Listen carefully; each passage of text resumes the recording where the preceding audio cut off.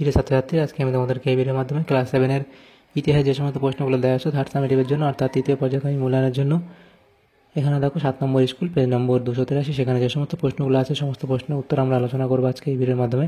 তোমরা ভিডিওটা শুরু থেকে শেষ অবধি অবশ্যই দেখবে এবং চ্যানেলে যদি নতুন হয়ে থাকে অবশ্যই চ্যানেলটাকে সাবস্ক্রাইব করে রাখবে পরবর্তী স্কুলগুলোর প্রশ্ন উত্তর পাওয়ার জন্য।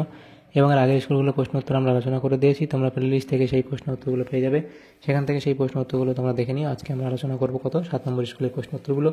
এই স্কুলের প্রশ্ন উত্তরের পিডিএফ তোমরা পরবর্তীতে আমাদের টেলিগ্রাম চ্যানেল থেকে পেয়ে যাবে। ডেসক্রিপশনে আমাদের টেলিগ্রাম চ্যানেলের লিঙ্ক দেওয়া আছে, সেখানে তোমরা যুক্ত হবে, তাহলে পিডিএফগুলো সেখান থেকে পরবর্তীতে পেয়ে যাবে। এখানে দেখো 14টা প্রশ্ন আছে, 1 নম্বর করে দেওয়া হয়েছে। একের দাগের কী বলা আছে, সঠিক উত্তরটি বেছে নিয়ে লেখো। একের দাগের 1, হিন্দি ভাষায় দুটি পঙ্ক্তির কবিতাকে বলে। হিন্দি ভাষায় দুটি পঙ্ক্তির কবিতাকে বলে। তো এটা হবে তোমাদের অপশান এ অর্থাৎ দোহা। এর পরবর্তী প্রশ্ন, বজ্রযান মতের নেতাদের বলা হতো সিদ্ধাচার্য। পরবর্তী প্রশ্ন কি, শ্রী চৈতন্যদেব ভক্তিবাদের প্রচার করেন। এটা হবে বাংলা ভাষায়, অপশান সি। এর পরবর্তী যে প্রশ্ন আছে কি, সেটা বলা হয়েছে যে মোগল সম্রাটের বাগানের খুব শখ ছিল, তো সেটা এখানে হবে কি বাবর, অপশান এ। এর পরবর্তী প্রশ্ন, মোগল সম্রাট ঔরঙ্গজেবের আমলে নির্মিত একটি স্থাপত্য হলো, এখানে তোমাদের হবে ঔরঙ্গজেবের আমলে নির্মিত একটি স্থাপত্য হলো কি, এটা বিবি কা মাকবারা। পরবর্তী প্রশ্ন, বিজয়নগর রাজ্যে আগত বিদেশি পর্যটক নিকোলো কন্টি যে দেশের নাগরিক ছিলেন, সেটা এখানে হবে অপশান বি অর্থাৎ ইটালি। পরবর্তী প্রশ্ন কি, শিরিন কলম যার ছদ্মনাম, সেটা হবে খোয়াজা আব্দুস সামাদ। এর পরবর্তী প্রশ্ন, কোনো কিছুর সঙ্গে সাদৃশ্য মিলিয়ে ছবি আঁকাকে বলে, সেটা কি বলে, এখানে অনুচিত্র বলে। আচ্ছা, কোনো কিছুর সঙ্গে সাদৃশ্য মিলিয়ে, আচ্ছা সাদৃশ্য যখন মেলাবে তখন তাকে অনুচিত্র মনে হয় হবে না, এটা হয়তো তখন এটা যখন তসবির হয়ে যাবে মনে হয়।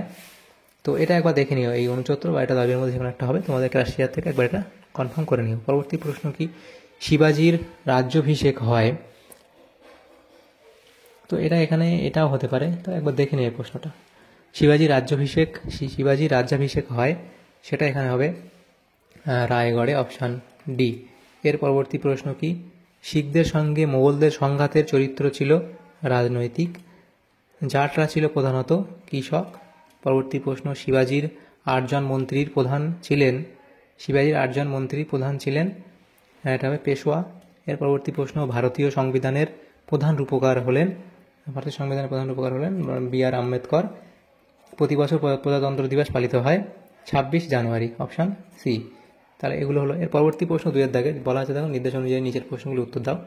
প্রথম প্রশ্ন যেটা বলা আছে দেখো সেটা কি, প্রথম প্রশ্ন এখানে আমাদের বলা হয়েছে সেটা হলো যে এক কথায় উত্তর দাও। এর দাগের 1, শ্রীধর দাসের লেখা গ্রন্থের নাম কি, সেটা এখানে হবে সদুক্তি কন্যা মৃত। সদুক্তি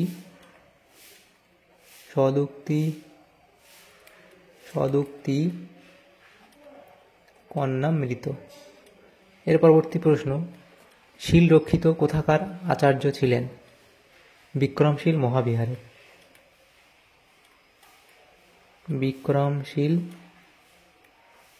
আচ্ছা, এটা বিকল্পভাবে ওদন্তপুরী মহাবিহারও লিখতে পারো, ওদন্তপুরী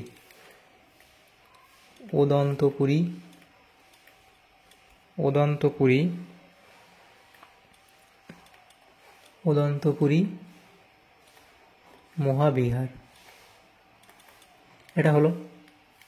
এর পরবর্তী প্রশ্ন, ওদন্তপুরী মহাবিহার। এর পরবর্তী প্রশ্ন, বাংলায় ইলিয়াস শাহী বংশের প্রতিষ্ঠাতা কে, সেটা হবে শামসুদ্দিন ইলিয়াস শাহ।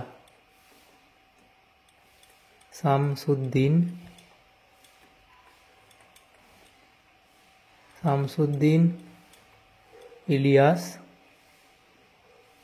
শাহ। পরবর্তী প্রশ্ন, সম্রাট আকবর কবে দশালা ব্যবস্থা চালু করেন, তো সেটা এখানে হবে 1580 খ্রিস্টাব্দে। পরবর্তী প্রশ্ন কি আছে দেখো, পরবর্তী প্রশ্নটা বলা হয়েছে দেখো যে দাখিল দরওয়াজা তৈরি করেন কে, সেটা হবে নাসির উদ্দিন মাহমুদ শাহ। উদ্দিন মাহমুদ শাহ। এর পরবর্তী প্রশ্ন কি, চরকি কি? সেটা তোমরা লিখবে সুতো বোনার যন্ত্র।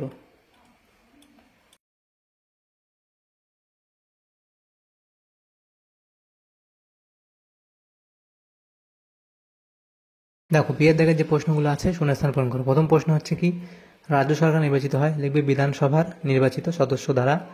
পরবর্তী প্রশ্ন, গুরু গ্রন্থ সাহিব ড্যাশ লিপিতে লেখা, এটা লিখবে গুরুমুখী লিপিতে লেখা। পরবর্তী প্রশ্ন, তন্ত্র কথার অর্থ, লিখবে তন্ত্র কথার অর্থ হলো পদ্ধতি। ড্যাশ খ্রিস্টাব্দে শিবাজী ঔরঙ্গজেবের সঙ্গে পুরন্দরের সন্ধি স্বাক্ষর করেন, এটা লিখবে 1665 খ্রিস্টাব্দে। পরবর্তী প্রশ্ন, চৈতন্য চরিতামৃত গ্রন্থটি রচনা করেন, এটা লিখবে কৃষ্ণদাস কবিরাজ। তাহলে কৃষ্ণদাস কবিরাজ। এর পরবর্তী প্রশ্ন, সিয়ের দাগে সত্য বা সত্য মিথ্যা নির্ণয় করো। প্রথম প্রশ্ন কি, নিজাম উদ্দিন আহমেদের লেখা তবকাত ই আকবরী, এটা কি? এটা এখানে সত্য। দুয়ের দাগে প্রশ্ন বলা আছে, দেখো আকবরের শাসনকালে উচ্চপদস্থ মনসবদারদের বলা হতো জায়গিরদার, এটা এখানে মিথ্যা বলা হয়েছে। পরবর্তী প্রশ্ন, ভারতীয় সংবিধান কার্যকরী হয় 1950 সালে 26 জানুয়ারি, এটা সত্য বলা হয়েছে। তিনের দাগের প্রশ্নগুলো আলোচনা করবো, 2 নম্বর করে দেওয়া হয়েছে যে প্রশ্নগুলো। এখানে দেখো প্রথম যে প্রশ্ন এখানে আছে সেটা হচ্ছে 3 দাগের 1, কবে ও ইউরোপের কোন অংশে সামন্তপ্রথার সূচনা হয়, লিখবে। পরবর্তী প্রশ্ন, কোন কোন প্রাদেশিক শক্তি দিল্লি সুলতানি থেকে দূরে সরে গিয়েছিল, সেটা লিখবে। পরবর্তী প্রশ্ন, জায়গিরদার কাদের বলা হয়। এর পরবর্তী প্রশ্ন যেটা দেওয়া হয়েছে, মোগল যুগে 2টি কৃষক বিদ্রোহের নাম লেখো, বান্দা বাহাদুর কে ছিলেন। এর পরবর্তী প্রশ্ন, স্বায়ত্ত শাসন বলতে কী বোঝো, তাহলে এটা তোমরা লিখবে কি, যে শাসনে জনগণ সরাসরি অংশ নিয়ে নিজেদের শাসন নিজেরা পরিচালনা করে তাকে স্বায়ত্ত শাসন বলে। স্বায়ত্ত শব্দের অর্থ হলো স্ব বা নিজের, আয়ত্ত বা অধীন। পশ্চিমবঙ্গে স্থানীয় স্বায়ত্তশাসনমূলক প্রতিষ্ঠানগুলিকে দুভাগে ভাগ করা যায়। 1 নম্বর হচ্ছে পৌর ও 2 হচ্ছে গ্রামীণ।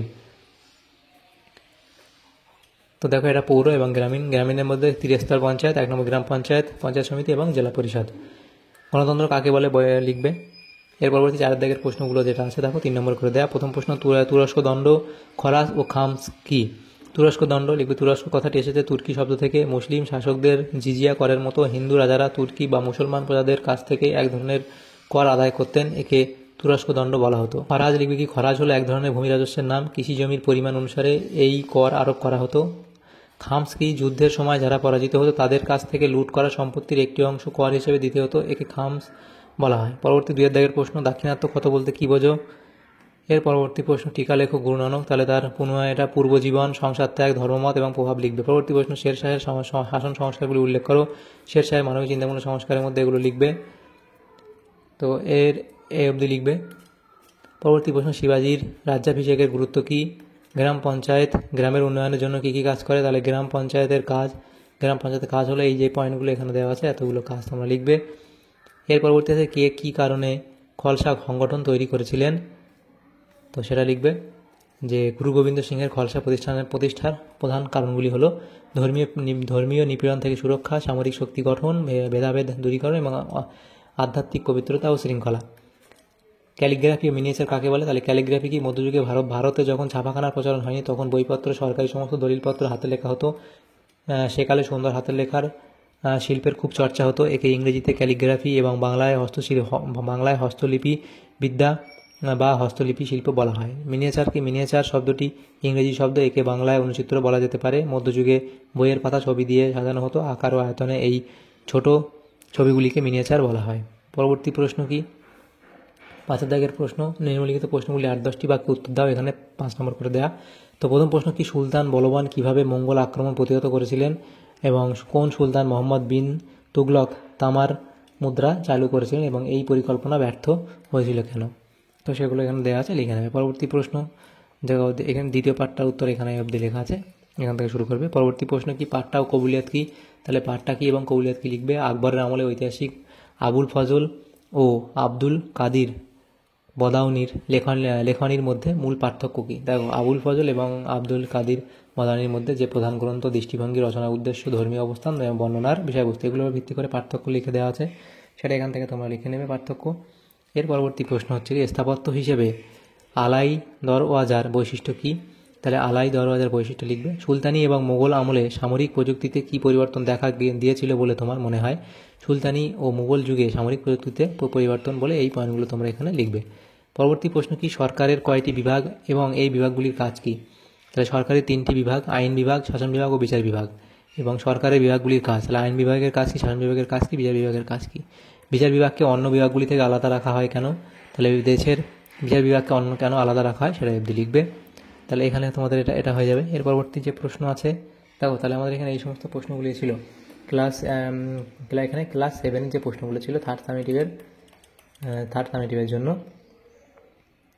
এটা হচ্ছে 7 নম্বর স্কুলের যে প্রশ্নগুলো ছিল ইতিহাসের সমস্ত প্রশ্ন উত্তর আমরা আলোচনা করলাম আজকে এই ভিডিওর মাধ্যমে। তোমাদের যদি সামান্যতম উপকার এসে থাকে ভিডিওটা অবশ্যই লাইক করবে এবং বেশি বেশি করে বন্ধুদের সাথে শেয়ার করবে। আর পরবর্তী যে স্কুলগুলো আছে সেগুলোর প্রশ্ন উত্তর পাওয়ার জন্য অবশ্যই তোমরা আমাদের চ্যানেলটাকে সাবস্ক্রাইব করে রাখবে। যারা এখন আমাদের চ্যানেলটাকে সাবস্ক্রাইব করোনি তারা অবশ্যই চ্যানেলটাকে সাবস্ক্রাইব করে রাখবে এবং পিডিএফ পাওয়ার জন্য অবশ্যই তোমরা আমাদের টেলিগ্রাম চ্যানেলে যুক্ত হয়ে যাবে, তাহলে সেখান থেকে তোমরা পরবর্তীতে পিডিএফগুলো পেয়ে যাবে। Thank you, thanks for watching.